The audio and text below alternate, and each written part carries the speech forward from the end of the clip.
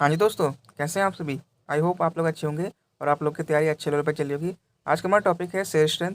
इससे पहले हम लोगों ने सॉइल मैकेनिक्स का अदर टॉपिक जैसे कि complexion of soil, permeability of soil, capillarity और इसके अलावा total pressure, classification of soil, origin of soil, property of soil, ये सारे चैप्टर हम लोग ने देख लिए थे। उसके शॉर्ट में कैसे बनाने हैं। आज का तो हमारा टॉपिक है सेल स्ट्रेंथ। ठीक है, चलिए देखते हैं स्क्रीन पे सेल स्ट्रेंथ के शॉर्ट में कैसे बनाए। ठीक है, सबसे पहले तो हम लोग जो सेशन होती है वो क्या क्या होती है, उसमें उस पर हम लिखा है जैसे कि हम लोग जो सॉइल पे हम लोग अप्लाइड लोड लगाते हैं। ठीक है, तो उसके कारण जो होता है सॉइल में जो है कि एक शेयर स्टेट डेवलप हो जाता है। ठीक है, जिसके कारण जो और जो शेयर स्टेट डेवलप होता है, ठीक है, जो मैक्सिमम शेयर स्टेट सॉइल जो रजिस्ट कर लेती है विदाउट फेलियर। ठीक है, उसे हम लोग बोलते हैं शेयर स्ट्रेंथ ऑफ सॉइल। ठीक है, जैसे कि आप स्क्रीन दे सकते हैं। उसके बाद कुछ आता है जैसे कि जो कहते हैं कि मतलब कि किसी भी प्लेन पर जो शेयर स्ट्रेस और नॉर्मल स्ट्रेस फाइंड करने के लिए हम लोग मोहर सर्कल ड्रॉ करते हैं। ठीक है, उसका जो फार्मूला है वो मेंशन किया है जैसे कि आप देख सकते हैं।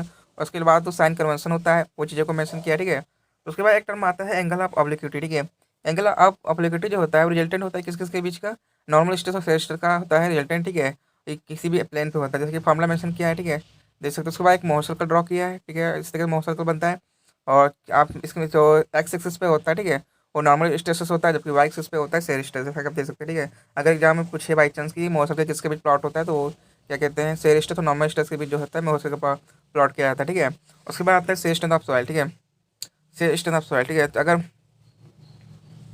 अगर क्या कहते हैं अगर शेयर स्ट्रेस जो है लोड लगाने पर शेयर स्ट्रेस सॉइल की शेयर स्ट्रेंथ के बराबर हो जाए तो सॉइल को फेल मान लेते हैं। ठीक है, और जो शेयर स्ट्रेंथ सॉइल में आती है उसके तीन रीजन होते हैं। पहले तो होता है कि इंटरलॉकिंग बिटवीन पार्टिकल। ठीक है, और ये जो होता है ग्रेवल और सैंड के बीच में होता है। ठीक है, ग्रेवल सैंड सॉइल में होता है, ठीक है, इंटरलॉकिंग बिटवीन पार्टिकल। ठीक है, और सेकंड रीजन होता है friction between particle due to sliding and rolling. ठीक है, पार्टिकल बीच में फ्रैक्शन जो होता है, ठीक है, उसके कारण जो आती है शेयर स्ट्रेंथ। ठीक है, उसके बाद होता है intermolecular attraction due to cohesion and adhesion. ठीक है, जो जो IMF वर्क करता है। ठीक है, उसके कारण जो आती है। ठीक है, उसमें उसके कारण सेशन आती है। तो तीन जो होते हो सकते हैं। ठीक है, एक तो इंटरलॉकिंग हो गया, ठीक है, दूसरा फ्लेक्शन हो गया, फिर इंटरमॉलिक्यूलर अट्रैक्शन जो कि कोऑर्डिनाइजेशन का आता है। ठीक है, उसके कारण जो है सॉइल में सॉइल सेशन आती है। ठीक है, तो इस सेकंड मेन पॉइंट लिख सकते हैं। चलते हैं नेक्स्ट स्लाइड पे।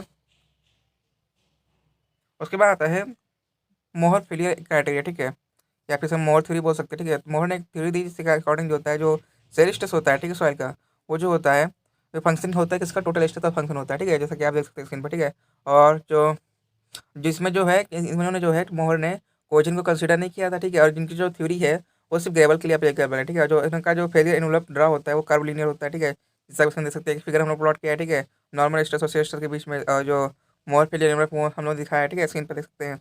उसके बाद जो जो इनवलप का जो एवरी पॉइंट होता है, ठीक है, वो शेयर स्ट्रेस और नॉर्मल स्ट्रेस को बताता है। ठीक है, जबकि जो एवरी पॉइंट ऑफ मोहर्स, ठीक है, envelope tells about shear strength of जो एवरी तो मोहर्स इनवलप का हर पॉइंट होता है वो शेयर स्ट्रेंथ ऑफ सॉइल को रिप्रेजेंट करता है। ठीक है, जैसे कि आप इसमें देख सकते हैं। उसके बाद एक थ्योरी आता है गुलाम थ्योरी। ठीक है, वो जो गुलाम ने बताया कि जो सॉइल में जो शेयर स्ट्रेंथ आती है, ठीक है, उसका दो रीजन है। तो due to due to intrinsic और अप्रेंट कोहेजन। ठीक है, फर्स्ट आता है कोहेजन और सेकंड उन्होंने कंसीडर किया ड्यू टू फ्रैक्शनल रेजिस्टेंस। ठीक है, जो मोहन ने कोहेजन को कंसीडर नहीं किया था, बल्कि जो गुलाम थे उन्होंने कोचिंग को कंसीडर किया था। ठीक है, इसके अकॉर्डिंग जो फार्मूला बन के आता है वो मेंशन किया गया है। ठीक है, जैसा कि आप इसमें देख सकते हैं।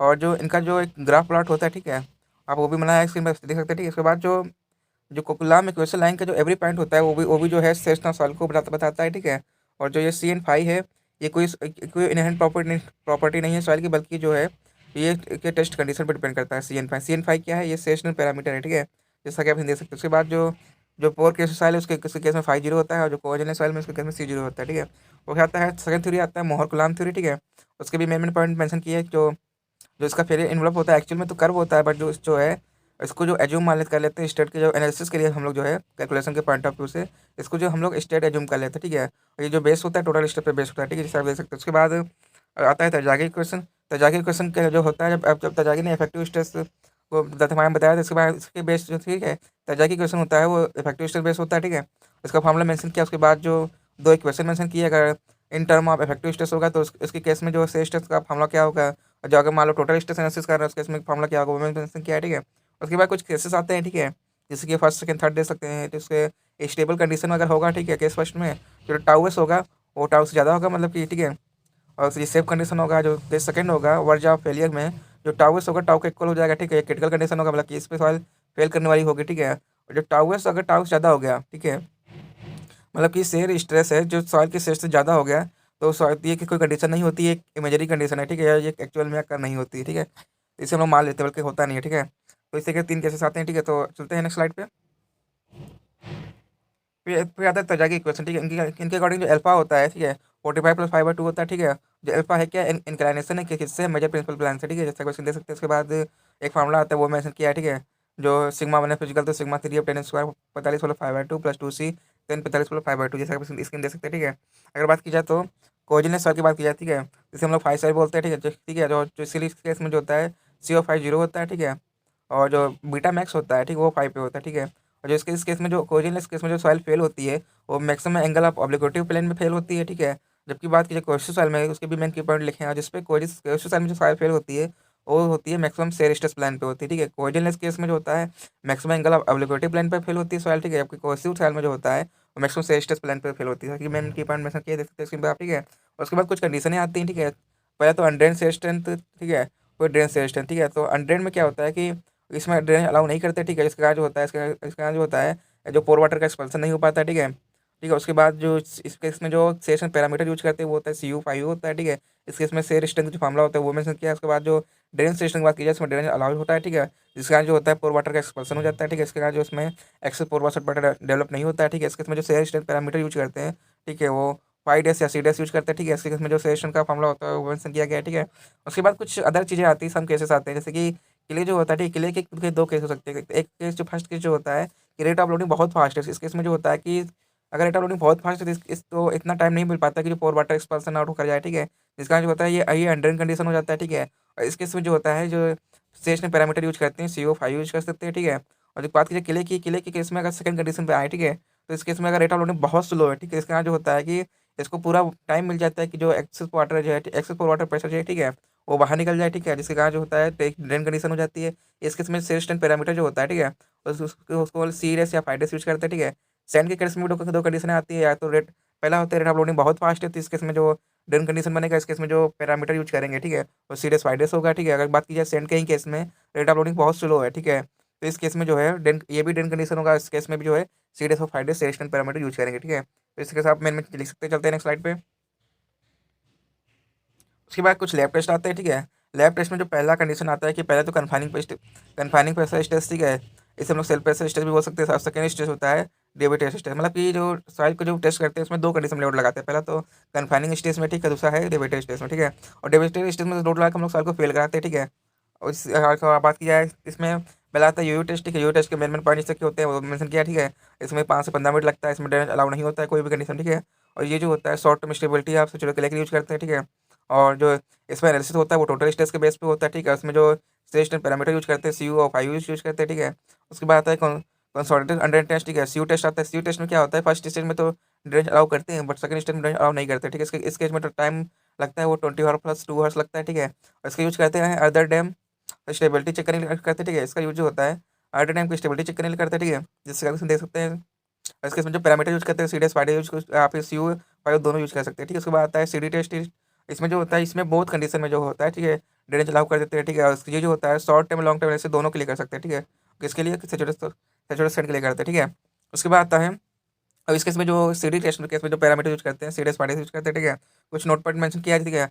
अगर वॉल्यूम इंक्रीज हो रहा है, ठीक है, अगर वॉल्यूम इंक्रीज हो रहा है सॉइल का, ठीक है, तो उस केस में जो है जो एक्सेस पोर वाटर प्रेशर जो होता है वो नेगेटिव होता है। जबकि बात की जाए अगर वॉल्यूम घट रहा है, डिक्रीज कर रहा है, ठीक है, तो एक्सेस पोर वाटर प्रेशर जो होता है वो पॉजिटिव हो जाता है, ठीक है। इसका मेंशन है, ठीक है, देख सकते हैं आप स्क्रीन पर, ठीक है। तो इस CD टेस्ट में जो होता है लॉन्ग टर्म स्टेबिलिटी करते हैं, ठीक है। जबकि यू टेस्ट में होता है शॉर्ट टर्म स्टेबिलिटी करते हैं, ठीक है। अगर लॉन्ग टर्म स्टेबिलिटी करेंगे, ठीक है, तो इस केस में जो हम लोग इफेक्टिव एनालिसिस करेंगे, ठीक है, इफेक्टिव स्टेज एनालिसिस करेंगे। इसकी जो कंडीशन जो होगी वो ड्रेन कंडीशन होगी। जबकि जब शॉर्ट टर्म स्टेबिलिटी करेंगे, ठीक है, तो उस केस में जो एनालिसिस होगी वो टोटल स्ट्रेस के बेस पे होगी, ठीक है। और जो कंडीशन होगी वो अनड्रेन कंडीशन होगी, ठीक है। जिस मैंने की पॉइंट को मेंशन किया, ठीक है।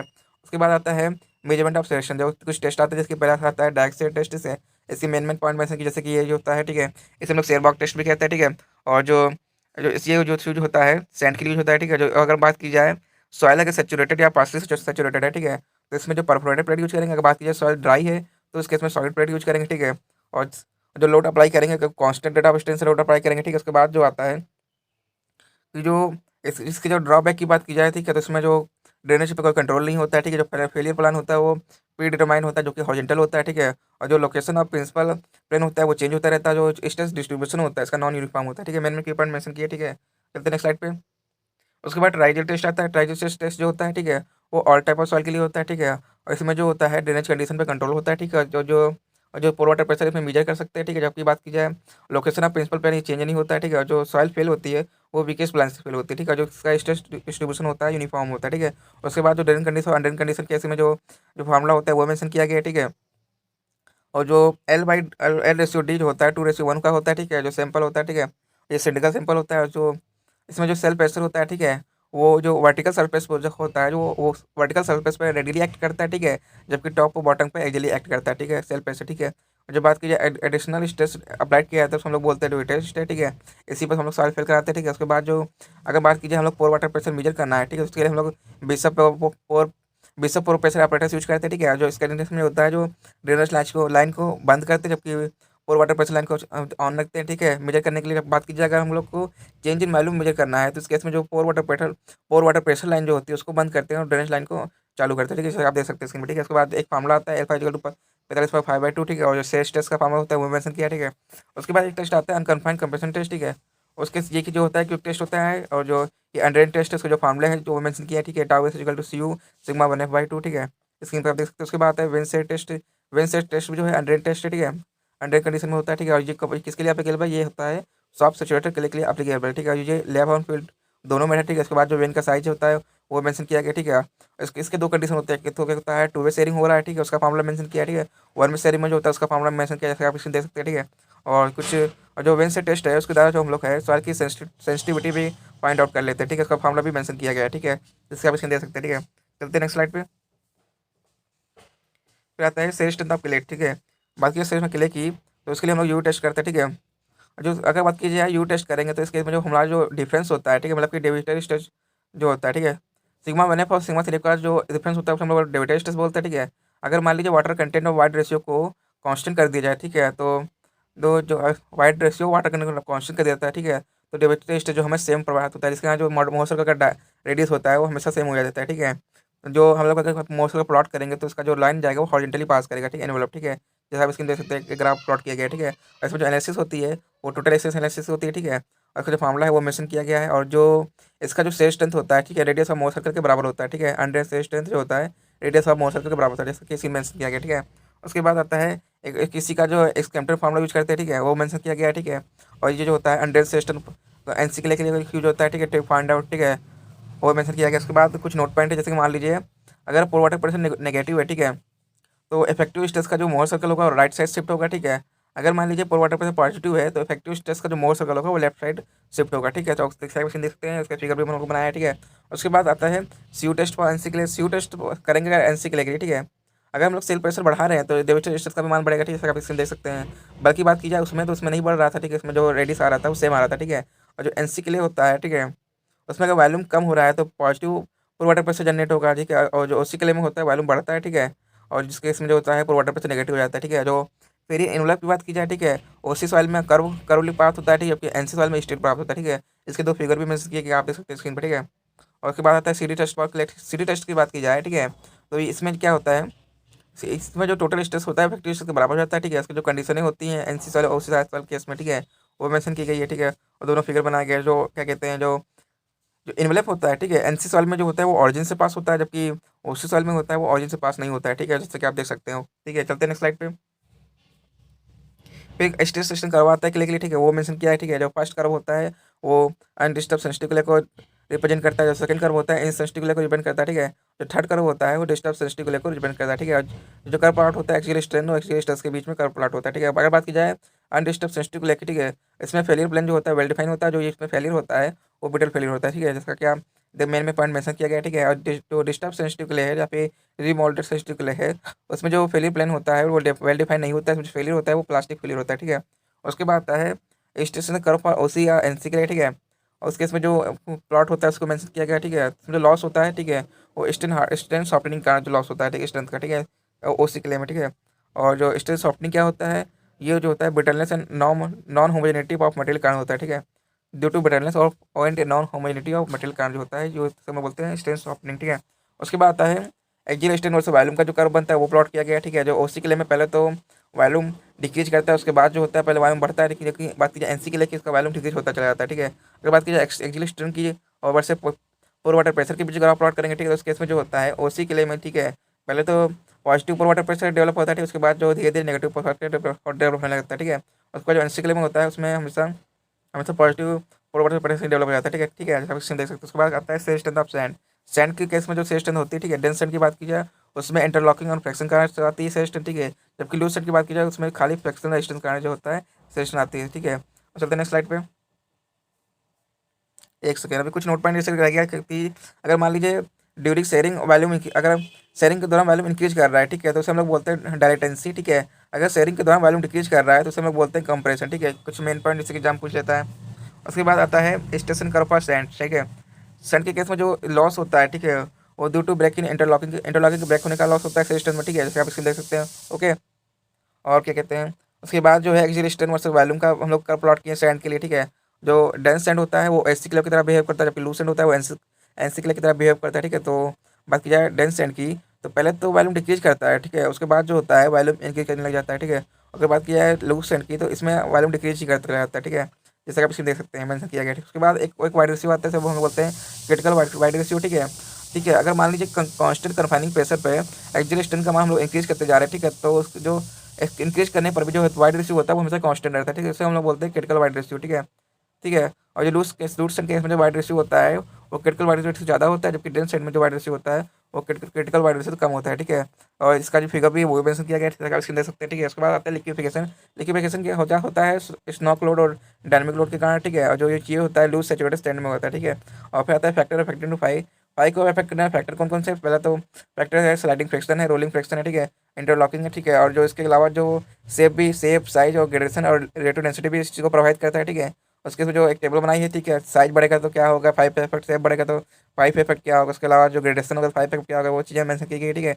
उसके बाद जो एक टेबल बनाई गई है कि अगर यूनिफॉर्मली ग्रेडेड है, ठीक है, पेबल ग्रेडेड है, ठीक है, उसके इसमें जो लूज सेंड के लिए 5 कितना होगा, डेंस सेंड के लिए 5 कितना होगा, वो मेंशन किया गया है, ठीक है। अगर बात की जाए वाटर कंटेंट बढ़ रहा है तो उसके इसमें जो हमारा 5 होता है वो कम हो जाता है, ठीक है।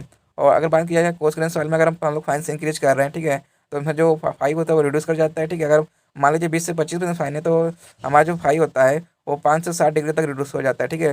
जैसा कि आप हम लोग मेंशन के एक्शन दे सकते हैं, ठीक है। तो इसी के साथ मेन पॉइंट लिख के चीज़ें का मेंशन कर सकते हैं, ठीक है। चलते हैं नेक्स्ट स्लाइड पे। उसके बाद कुछ पैरामीटर आते हैं, ठीक है, एक्सकेम्पटन और वाटर प्रेशर पैरामीटर आता है, ठीक है। इसमें जो ए और बी होता है उसके जो फॉर्मूले होते हैं वो मेंशन किया गया है, ठीक है। आप देख सकते हैं जो बी के लिए हम लोग सिर्फ यू टेस्ट करते हैं, ठीक है। अगर हमें ए फाइंड आउट करना है तो हमें यू या सी दोनों टेस्ट कर सकते हैं, ठीक है।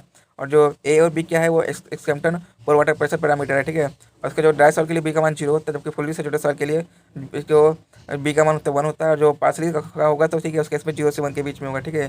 जो एनसी सॉइल होगा, ठीक है, उस केस में जो जो ए होता है वो पॉजिटिव होता है, जो ठीक है, जो ओसी वाला होगा उस केस में जो ए होता है नेगेटिव होता है, ठीक है। और जो जो बी की जो वैल्यू होती है वो 0 से 1 तक की जाती है, ठीक है, वेरी करती है, ठीक है। इसमें 0 भी हो सकता है 1 भी हो सकता है, ठीक है, जैसे आप इसमें देख सकते हैं मेंशन किया गया है। उसके बाद जो शेष स्ट्रेंथ आती है सॉइल की, ठीक है, उस केस में कंसिस्टेंसी सॉइल क्या होगी, जैसे कि 0 से 24 है तो उस केस में जो वेरी सॉफ्ट कंसिस्टेंसी होगी, ठीक है। 24 से 48 है तो सॉफ्ट, और 48 से 96 है तो मीडियम स्टिप, और 96 से 192 तो स्टिप, और 192 से 393 तो वेरी स्टिप, और 393 से ज़्यादा है तो हार्ड हार्ड कंसिस्टेंसी को हम लोग बताएंगे, ठीक है। जैसे कि हम लोग चीज़ों को मेंशन कर सकते हैं, ठीक है। चलिए चलते चलते हैं फर्स्ट पेज पे।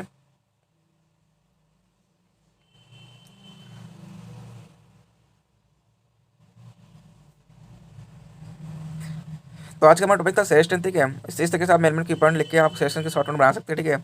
अगर आप चैनल पर नए हैं तो वीडियो को लाइक कर सकते हैं एंड चैनल को सब्सक्राइब कर सकते हैं। अभी हमारे 2 टॉपिक बचे रह गए हैं, एक तो अर्थ प्रेशर, एक फाउंडेशन है, ठीक है। उसके बाद सॉल्व में खत्म हो जाएगा, उसके बाद नेक्स्ट सब्जेक्ट आरसीसी स्टार्ट करेंगे, ठीक है। और मिलते हैं नेक्स्ट वीडियो में नेक्स्ट टॉपिक के साथ में। अभी के लिए बाय बाय।